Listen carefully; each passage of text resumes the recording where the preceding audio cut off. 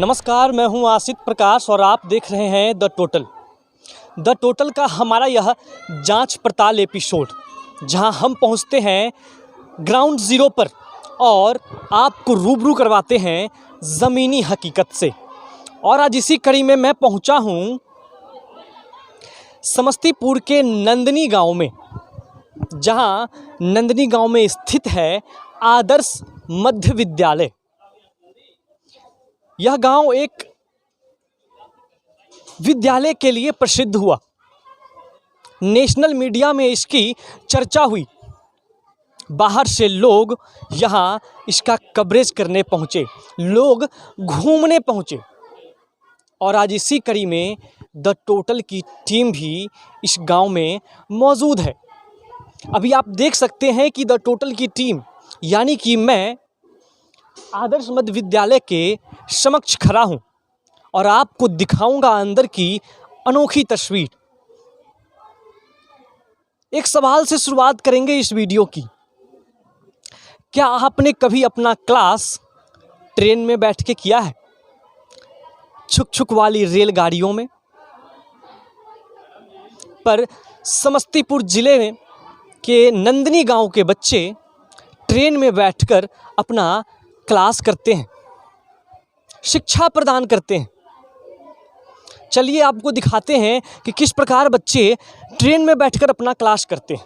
तो चलिए आपको दिखाते हैं आदर्श मध्य विद्यालय का यह अनोखा नज़ारा, जहां आप देखकर आप भी चौंकेंगे कि ऐसी पहल भी किसी के द्वारा की जा सकती है।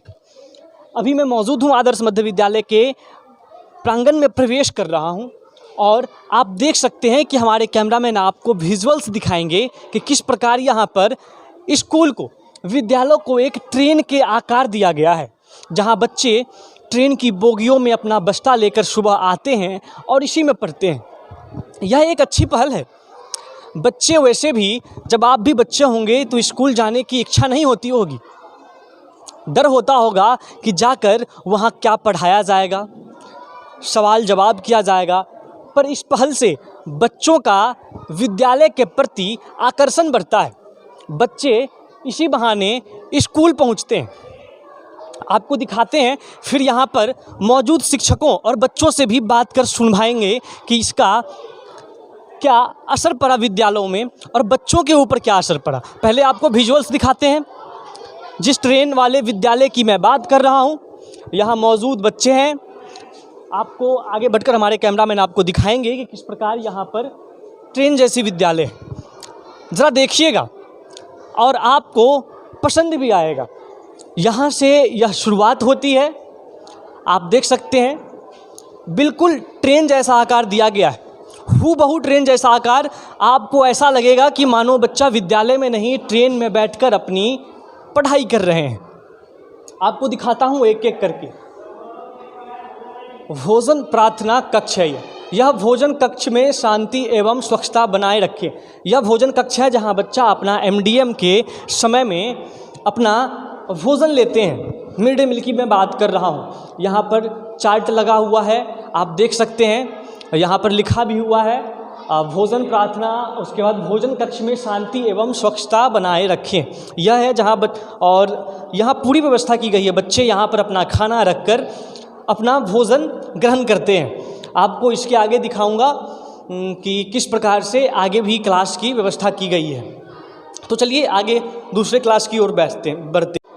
यह दूसरा क्लास, पहले आपको हमने दिखाया भोजन कक्ष जहां बच्चा अपना भोजन ग्रहण करते हैं।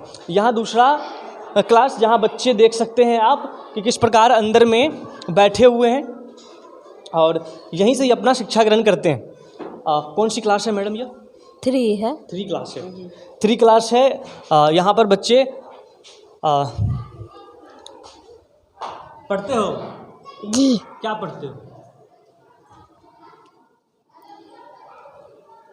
बोलो, डरना नहीं है। क्या पढ़ते हो? पूछना। हाँ, उससे पूछ ले। क्या पढ़ते हो बाबू? क्या पढ़ते हो? बोलो। क्या पढ़ते हो? तो आप देख रहे हैं कि मैं बच्चे से बात करने की कोशिश कर रहा हूँ, ये थोड़े से शर्मा रहे हैं।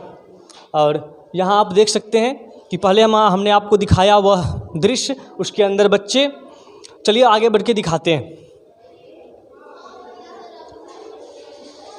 और आप देख सकते हैं कि कैसे यह है एकदम से आप यह देखिए कि गेट भी उसी प्रकार जिस तरह से आप ट्रेन में देखते हैं, कभी आप स्टेशन पर जाते होंगे तो इसी प्रकार की गेट भी होती है। ये गेट को भी उसी तरह का आकार दिया गया है ट्रेन की गेट की तरह। आगे आपको दिखाते हैं, यहाँ भी एक गेट है। ये क्लास बंद है क्या सर? नहीं, आगे से अच्छा, ये आगे से इसका गेट है, आपको दिखाते हैं। वो वाला 3 क्लास था और आगे की क्लास अब हम देखते हैं। यहाँ पर सर बोर्ड पर कुछ बच्चों को पढ़ा रहे हैं। देख सकते हैं यहाँ पर कौन सा क्लास है सर? ये तीसरा है सर। 2 है। अच्छा, 2 क्लास है जहाँ सर लिख रहे हैं, बच्चों को पढ़ा रहे हैं। हम फिर से वो लौटेंगे, पहले आपको दिखा देते हैं, उसके बाद हम देखेंगे कि किस प्रकार की पढ़ाई, बच्चों को क्या पढ़ाया जाता है। और कौन सी क्लास है सर? ये 1 है, प्रथम क्लास है। यानी कि मैं थोड़ा सा एंटी क्लॉकवाइज हो गया, मैं 3 से 2 1। और यहाँ आप देख सकते हैं ये शौचालय है। जो शौचालय है उसमें भी वही आकार है, ट्रेन वाला आकार ही आप देख सकते हैं। पूरी तरह से यह ट्रेन का आप अखबारों में पढ़े होंगे, पर आज मैं आपको विजुअल्स के ज़रिए, वीडियो के ज़रिए घूम कर दिखा रहा हूँ कि किस तरह से यह विद्यालय है जिसे ट्रेन का आकार दिया। बहुत चर्चे में रही थी, नेशनल मीडिया भी इस स्कूल विद्यालय को कवर करने के लिए पहुँची थी, आप अखबारों में देखे होंगे। ये वाला बंद है और यहाँ देखते हैं ये वाला कौन सा, और यहाँ भी बच्चे पढ़ रहे हैं। कौन सा क्लास है मैडम? यह 4 क्लास है। ये 4 क्लास है। और आगे भी इसी तरह से मैं अपने कैमरामैन से बोलूँगा कि आपको विजुअल्स दिखा दें। उसके बाद हम बात करेंगे यहाँ के शिक्षकों से। ये शिक्षा एक्सप्रेस कॉलेज है। शिक्षा एक्सप्रेस। और आप देख सकते हैं कि आप स्वतंत्रता सेनानी, ऐसा आप ट्रेनों का नाम देखते होंगे। यहाँ यह शिक्षा एक्सप्रेस, मैं अपने कैमरामैन से बोलूँगा कि आपको दिखाएं शिक्षा एक्सप्रेस। ये कौन सी क्लास है सर? कौन सी क्लास है? 5 क्लास। अब हम बात करेंगे शिक्षकों से कि यह किसका पहल, किसके दिमाग की उपज थी बच्चों को आकर्षित करने के लिए, यहाँ बच्चों को स्कूल में पढ़ने के लाने के लिए। यह एक अच्छा अनोखा तरीका है। बच्चे पढ़ाई से, आप भी बच्चे रहे होंगे तो पढ़ने की इच्छा नहीं करती होगी, आपको विद्यालय जाने का मन नहीं करता होगा, पर यह एक अच्छा तरीका है कि किसी बहाने बच्चा इस विद्यालय तक आता है। यह एक अच्छी पहल है। नेशनल मीडिया भी इससे रूबरू हुई, यहाँ तक आई। पर आप हमें यह बताइए कि यह किसके दिमाग की उपज थी? ये देखिए, नवाचार के तहत इसको किया गया है कि जैसे रंग रोगन तो प्रत्येक विद्यालय का होते रहता है, कुछ ना कुछ अलग, भीड़ से अलग हट के चलने का परंपरा। और यहाँ के तत्कालीन प्रधानाध्यापक उस वक्त श्री राम प्रवेश ठाकुर जी थे और उन्हीं के द्वारा ये सब किया गया था। और ताकि बच्चे आकर्षित हों, सबसे पहले विद्यालय के तरफ आकर्षित होंगे, आएंगे, वो विद्यालय से जुड़ेंगे, जुड़ गए अगर तो वो कुछ ना कुछ ले करके जाएंगे, ऐसा है। और विद्यालय के वातावरण को खुशनुमा बनाने के लिए ये पार्क देख रहे हैं, ये ट्रेन की पेंटिंग देख रहे हैं, या फिर जो भी व्यवस्था यहाँ देख रहे हैं, ये सभी बच्चों की सहभागिता के द्वारा ही ये संभव हो पाया है। अगर बच्चे इसमें सहयोगी ना हो तो ये संभव नहीं है। अच्छा, तो क्या जब यह इस तरह का दृश्य बनाया गया, इस तरह का डिज़ाइनिंग हुई, तो उसके बाद बच्चों में आकर्षण, मतलब पहले जितने बच्चे आते थे उसके बाद आने की जो संख्या है, क्या उसमें कुछ बढ़ोतरी देखा गया? हाँ, नामांकन तो लगभग इसका 1.5 गुना हमारे यहाँ बढ़ गया और उपस्थिति भी बच्चों की काफ़ी रही। और बड़े नेताओं में यहाँ कौन कौन पधारे थे?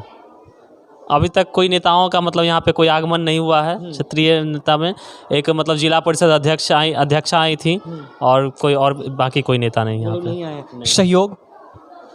कोई सहयोग नहीं हम लोगों को, मतलब यहीं से जो मतलब विद्यालय का जो फंड आता है उसी से हम लोग कर रहे हैं, कोई सहयोग नहीं, अतिरिक्त कोई सहयोग नहीं हम लोगों को।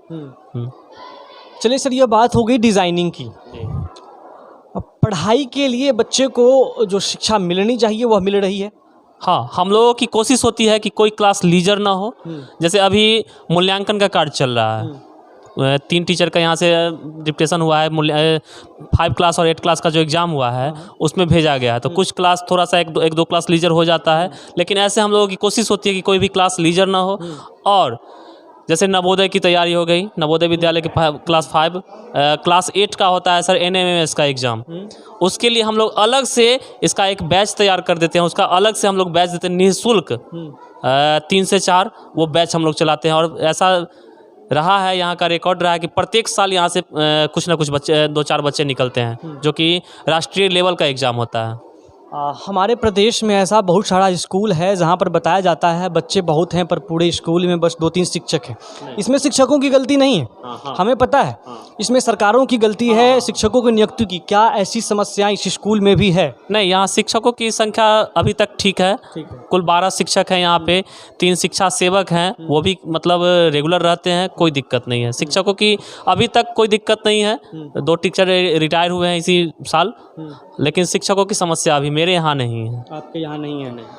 क्या सिलेबस वाइज, रूटीन वाइज हर वक्त इस पीरियड के बाद यह क्लास होगी, ऐसा कुछ व्यवस्था है? हाँ, प्रत्येक क्लास में क्लास रूटीन चिपकाया हुआ है। प्रत्येक बच्चा जानता है कि अब कौन सी ऑटोमेटिक बेल लगा हुआ है यहाँ पे, टाइम से अपने आप वो बज जाता है। खुद से बजाना नहीं? हाँ, नहीं बजाना नहीं पड़ता है, वो ऑटोमेटिक बेल है, वो बज जाता है। बच्चे अगर 10 मिनट मतलब टीचर नहीं आए तो बच्चे ऑफिस में सूचना देते हैं। इसका बाल संसद है, मीना मंच है, उसकी छात्रा जो है वो सूचना देती है ऑफिस में कि अगर मतलब कोई टीचर लीजर है तो वो आए, या छुट्टी में है तो उनका क्लास लीजर ना हो तो वहाँ से जो टीचर होते हैं एक्स्ट्रा उनको भेजा जाता है। तो हमने सर से बात की, इन्होंने बताया शिक्षकों के बारे में भी, टाइम पीरियड के बारे में भी, स्वच्छता के बारे में भी, इन्होंने बच्चों की सहभागिता के बारे में भी बताया। आप देख सकते हैं कि स्वच्छता का भी पूरा ध्यान रखा गया है। आप अन्य किसी सरकारी विद्यालय में जाते होंगे तो इस प्रकार की स्वच्छता का दृश्य आपको नहीं दिखता होगा। आप देख सकते हैं कि किस प्रकार से यहाँ पर बगीचे लगाए गए हैं, फूलों की अच्छी गमले भी रखे गए हैं और पूरी तरह से यहाँ पर स्वच्छता का ख्याल रखा गया है। और यहाँ से आदर्श सर, ये किस चीज़ का है? चेतना मंच। चेतना सत्र का संचालन सुबह में हम लोगों का यहाँ पे होता है, जो 9:30 से 10 के बीच में होता है हम लोगों का। और बच्चों के लिए मैट है, वो बच्चे बैठ करके तब चेतना सत्र होता है। प्रार्थना जिसको कहते हैं अन्य विद्यालयों में, उसमें सर्वधर्म प्रार्थना है, गुरु वंदना है, और संविधान की प्रस्तावना है, प्रेरक प्रसंग है, सामान्य ज्ञान है, ये सब बहुत सा आयाम है उसका। करीब 30 मिनट का हम लोगों के यहाँ चेतना सत्र होता है और काफ़ी बच्चों की पूरी सहभागिता होती है उसमें। बच्चों के द्वारा ही मंच का संचालन, ताकि बच्चों में वो संचालन की क्षमता बढ़े, इसका पूरा ध्यान रखा जाता है। एक्स्ट्रा करिकुलर एक्टिविटीज़ के बारे में बच्चों के लिए क्या क्या किया जाता है? खेल कूद, संगीत? हाँ, जैसे परसों मतलब 14 तारीख नहीं, आज 16 है, हाँ 14 तारीख को मेरे यहाँ का एक बच्चा प्रखंड स्तरीय क्यूज प्रतियोगिता में प्रथम स्थान लाया है। तो ऐसा एक्टिविटी हमेशा होते रहता है। जैसे संध्या सभा में 3 बजे हम लोगों का बच्चा यहाँ पे निकलता है। प्रत्येक दिन अलग अलग क्लास का यहाँ पे क्यूज का आयोजन होता है। वो अलग अलग क्लास का बच्चों का पहले बता दिया जाता है कि आज किस क्लास का क्यूज है, वो होते रहता है। मैं जब यहाँ आ रहा था तो यहाँ पर थोड़ी सी हमें लगी कि आवागमन की स्थिति ठीक नहीं है। बरसात के समय में बच्चों को दिक्कत और शिक्षकों को भी दिक्कत होती होगी। इसके लिए क्या आपने आगे कुछ पत्र वगैरह लिखा है? हाँ, इसका व्यवस्था हो गया है। आप अगर ये सामने वाला रास्ता 12 महीना चालू रहता है, कोई दिक्कत नहीं है। और ये 1-2 महीना में पक्की सड़क बन रहा है यहाँ पे। अभी पंचायत प्रतिनिधि से हमारी बात हुई है 10 दिन पहले ही, वो आश्वासन दिए हैं कि 1 महीना के अंदर इस विद्यालय को मतलब मुख्य सड़क से जोड़ दिया जाएगा। क्योंकि यहाँ पर मैं देख रहा हूँ कच्ची सड़क है। हाँ। बरसात के समय में बच्चों को रास्ता जो है वो ठोस है, दिक्कत नहीं होती है, कीचड़ नहीं लगती। जी। कोविड का वक्त था, संक्रमण काल था, आपातकाल था। इसमें बच्चों से दूर रहना शिक्षकों के लिए कितना परेशानी भरा था? देखिए, कोई भी विद्यालय में अगर बच्चे ना हो तो ये बहुत मतलब अथी होता है। हम लोगों को तो आना पड़ता था, हम लोगों को तो ड्यूटी था कि हमको आना यहाँ पे। तो हम लोग बीच में कभी मतलब ऑनलाइन क्लास भी चलाए थे कुछ दिन, और बच्चों को मतलब उसे प्रोत्साहित करते रहे। हाँ, ऑनलाइन क्लास से बच्चे जुड़ पाते थे या नहीं? हाँ, जुड़ते थे। वो ज़्यादा तो नहीं, क्योंकि सभी मतलब ग्रामीण परिवेश से हैं और सभी के पास वो मतलब मोबाइल फ़ोन नहीं था। तो जिन बच्चों के पास था, करीब 10% बच्चा यहाँ से जुड़े थे। और हम लोग 3-4 टीचर मिल करके उसको चलाएं भी, अच्छा से चलाएं भी। बीच में कभी उनको जो दिक्कत होती थी तो लीक से हट कर ही हम बच्चों को बुलाते थे और सोशल डिस्टेंसिंग का पालन करते हुए उनको जो समस्या आती थी उसे रूबरू कराते थे। ये था स्कूल कैंपस। हमने बात की शिक्षक। सर, आपका नाम? धीरज कुमार। धीरज कुमार, आप यहाँ के शिक्षक हैं? जी हाँ। शिक्षक हैं। धीरज कुमार सर से हमने बात की, आप यहाँ पर स्कूल कैंपस है। अब आपको मैं ले चलता हूँ ये चेतना मंच, जिसके बारे में सर ने जिक्र किया। सुबह सुबह बच्चे यहाँ पर बैठकर चेतना करते हैं, जिसे प्रार्थना सभा भी कहा जाता है। अब आगे आपको दिखाता हूँ कि किस तरह से अब आपको ले चलता हूँ स्टाफ रूम की तरफ, जहाँ पर शिक्षक बैठते हैं। जब लीजर पीरियड उनका होता है तो बैठते हैं। स्वच्छता पर आप थोड़ा सा ध्यान दीजिएगा। ऐसा सरकारी स्कूल में आप खासकर प्रदेश में जो हकीकत है वह बताना चाहिए, और द टोटल का यही काम है। हम हकीकत पर बात करते हैं, ज़मीनी हकीकत पर बात करते हैं। ज़मीनी हकीकत आपको दिखाने का पूरा प्रयास द टोटल की टीम करती है। और आज इसी कड़ी में हम पहुँचे हैं नंदिनी, जहाँ पर हमने आपको दिखाया आदर्श मध्य विद्यालय का वह अनोखा दृश्य जो आप अक्सर अखबारों में फ़ोटो में देखते होंगे। आज हमने आपको वीडियो दिखाया, और आप यह सूची देख सकते हैं कि यहाँ पर जो भी शिक्षक हैं उनका यहाँ पर फ़ोटो के साथ, नामों के साथ यहाँ पर पोस्टर लगाया गया है, नंबरों के साथ। योग्यता भी लिखा हुआ है यहाँ पर, आप देख सकते हैं। यह लीजर पीरियड में यहाँ पर शिक्षक बैठते हैं। यह स्टाफ रूम है जहाँ पर अभी लीजर पीरियड में सर बैठे हुए हैं। यहाँ पर जब इनका लीजर पीरियड होता है तब ये लोग यहाँ पर बैठते हैं। अब चलते हैं आगे, आपको दिखाते हैं डस्टबिन। यह चीज़ आप देखिए, ऐसा आपको नहीं मिलता है किसी और विद्यालय में। हकीकत यही है। यहाँ पर डस्टबिन का भी आपने उधर भी देखा होगा, जब मैंने आपको शुरू में दिखाया था। प्रत्येक क्लास के सामने डस्टबिन रखी हुई है। यहाँ पर शिक्षक लोग बैठे हुए हैं। अच्छा सर, इस अनोखी पहल के बाद यहाँ तो बहुत लोग पहुँचे होंगे? हाँ, यहाँ तो लगा हुआ रहता है मीडिया का, चाहे ऐसे घूमने वाले का, मतलब जो चाहे इससे प्रेरित हैं अलग अलग। जैसे पूर्वी चंपारण के घेघवा स्कूल है एक मध्य विद्यालय घेघवा, वहाँ के शिक्षक आए थे यहाँ का चेतना सर, वहाँ अपने बच्चों को लेकर के घूमने के लिए यहाँ पे, कि यहाँ से मतलब हमारे बच्चे भी सीखे। हाँ, बच्चों के साथ 2-3 विद्यालय के बच्चे यहाँ पे आकर के चेतना सत्र में शामिल हुए हैं, उनसे सीखे भी हैं। हाँ, ऐसा बाहर से बच्चे आ रहे हैं घूमने के लिए अपने शिक्षकों के साथ। इसी तरह की पहल से इस विद्यालय के पास बहुत सारे ऐसे गौरव हासिल हैं जिस पर यहाँ के शिक्षक और बच्चे खुश होते हैं। आपको हमने दिखाया कि स्वच्छता में राज्य पुरस्कार, ज़िला स्तरीय भी बहुत से ऐसे अवार्ड इनके पास हैं। आप देख सकते हैं किस प्रकार यहाँ पर स्वच्छता की पूरी तरह से रखी गई है, पूरी तरह से ख्याल रखा गया है। विद्यालयों में अक्सर आपको यह बिहार में ऐसा नहीं दिखता होगा, बिहार जैसे प्रदेश में, पर यहाँ पर ऐसा कुछ ऐसे स्कूल्स भी हैं जिस पर इनका नज़र होता है। द टोटल ने आपको रूबरू करवाया आदर्श मध्य विद्यालय नंदिनी से, जिसे आप पहले अखबारों में देखते होंगे। द टोटल आपको दिखा रही है, ग्राउंड जीरो से आपको रूबरू करवा रही है। और इसी तरह से द टोटल की टीम आपको ग्राउंड जीरो से, हकीकत से आपको रूबरू करवाती रहेगी।